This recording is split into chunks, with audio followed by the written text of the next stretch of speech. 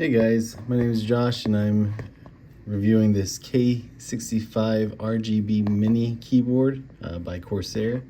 I did modify a little bit these white keycaps. I had to go ahead and write on them these extra functions because I didn't want to forget what they did. But it's been a great addition. Right now I have it on the liquid preset. Here's it. Interstellar preset. Let me turn my brightness down so you guys can see the colors more vividly. There we go. Here's the abstract preset. But you can create your own styles. Here's your rainbow. The video just really doesn't do it justice though. Has good click action. I believe it's the MX Cherry connectors. You can pop it off. You can see.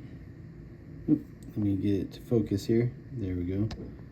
Got your little connector there with the LED background. Very functional. It's a USB-C connection, as you can see right here. I got this little cable to make it a little easier for me to attach and keep it nice and organized on the desk, although I need to clean it anyways. But I would highly recommend it if you're a gamer, if you just like LED lights, like the small form factor. It helps you keep a minimal desk. And I think this is a great keyboard for pretty much everybody.